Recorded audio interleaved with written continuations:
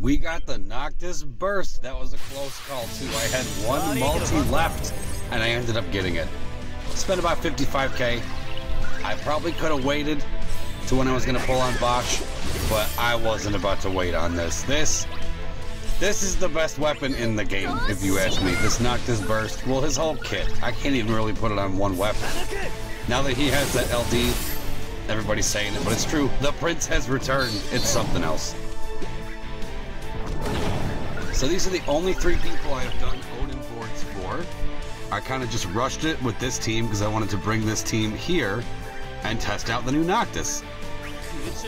And yeah, I'm a big fan, to say the very least. There's a good chance I probably could have gotten the turn count even lower than I ended up doing. 26 is what I ended up on.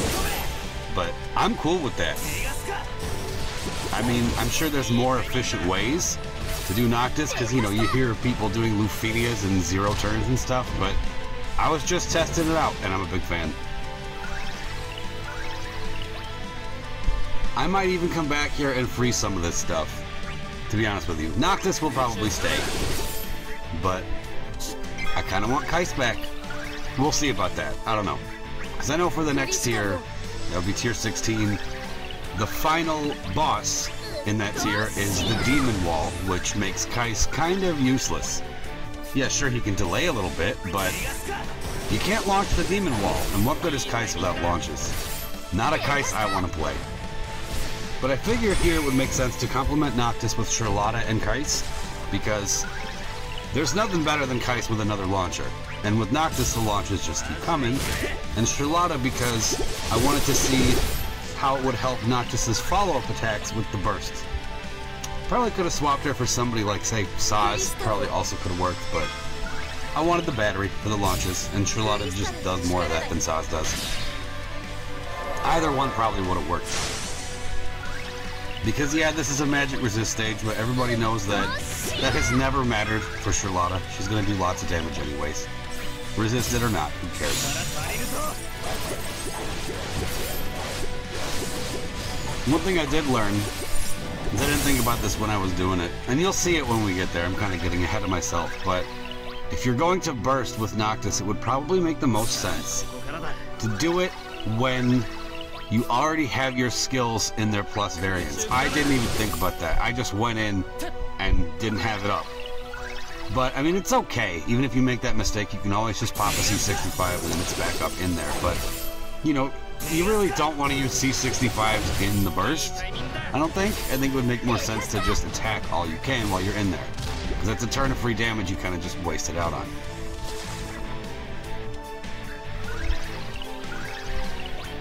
I mean, it was ultimately worth it given the situation I put myself in.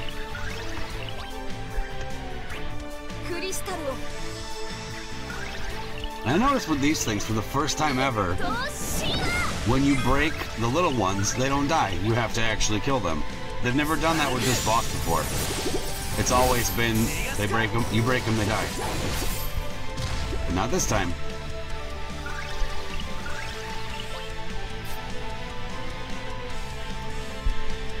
And every time I launch without Keiss in the order, I always feel like I was cheated. I mean, I could have easily just saved that, but I decided to just go for it so that I could go again. I don't know.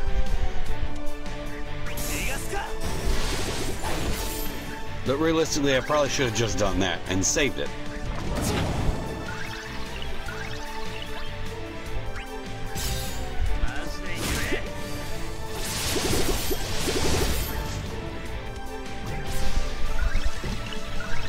I definitely should have, because then I would have had a launch queued up right here and Keiss is right behind Noctis. Learning a little bit. But that's okay. He's toast anyways. I'm pretty sure I let the second wave get like maybe 2 turns, something like that. And after that, we were able to, of course, just go into the burst, go into the summon, and it was just over. They killed it.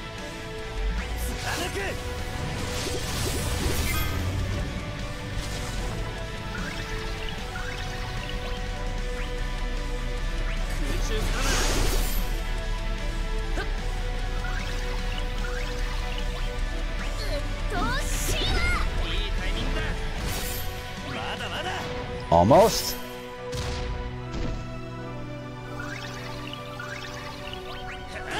See, I could have just used that Selkie. There was really no need at all to be conservative here. There's a few HP attacks I threw in there that I ended up learning didn't really need to be. Because, yeah, 26 turns, we had plenty of skills left over. Even Sherlotta had skills left over, and she's always spent by the end of fights. Whenever I use Sherlotta, I always spend her for all she's worth, but this time around we didn't need to.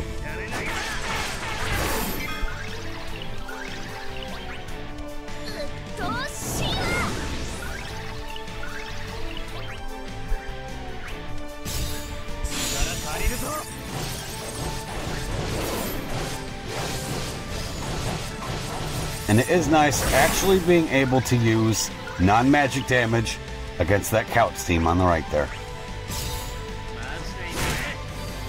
For too long, he has resisted some of my best attackers. But that's not the case anymore. Not here.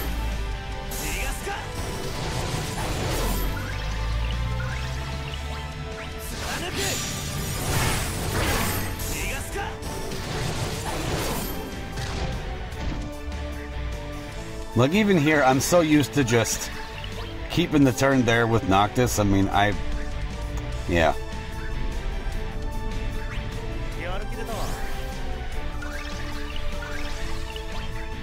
See, I'm thinking about burst, but no, I want Keiss behind Noctis for the burst.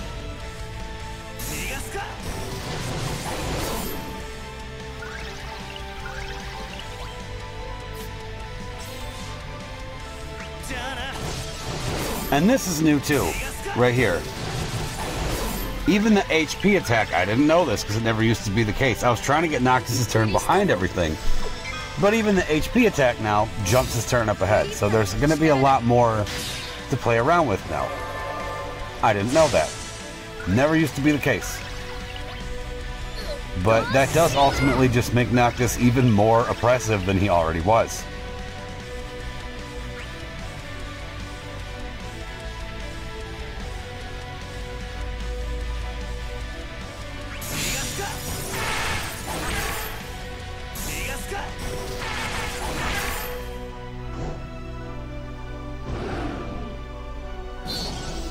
We let him get a break off, that's okay.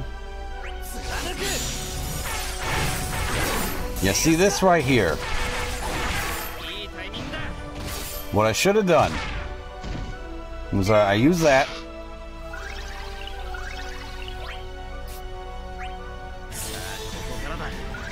We can set Noctis up with a launch going into it, but yeah, see, I was so close to popping the C65 here, but I just set Noctis up, I couldn't do it. So instead we'll just burst, do it this way.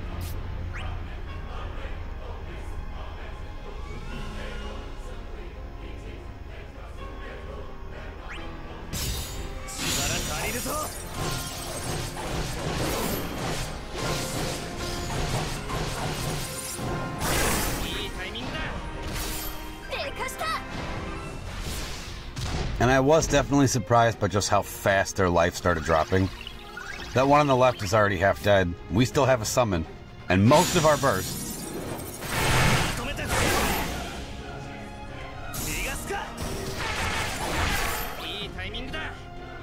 Yeah, this is why you bring Keiss with Noctis. Because you can just keep this up.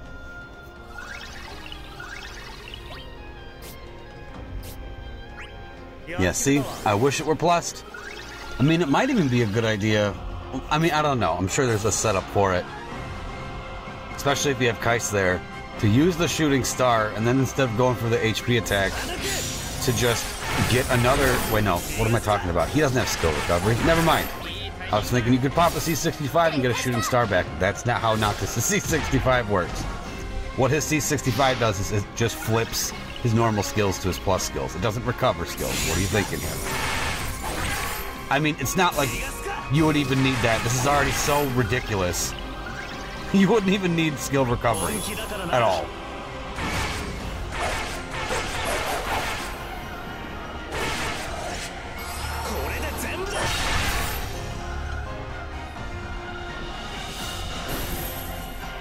Not bad. I will take that.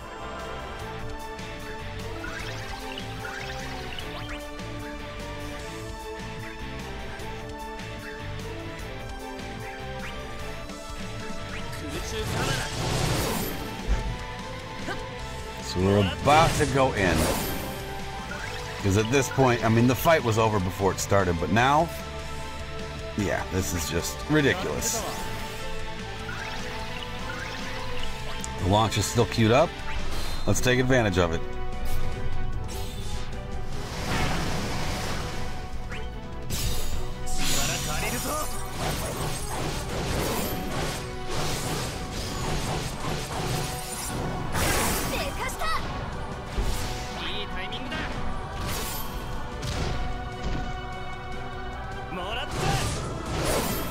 Yeah, see that right there. The fact that we'll do all that damage in a launch and then he just hits him again. Crazy.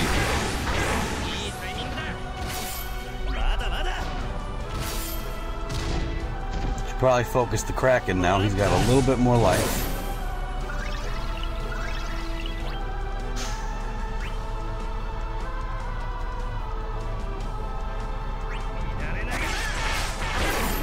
And this is when I'm starting to realize, like, I can use his other stuff. Like, it doesn't matter. Launch is already there. And we can just do it again.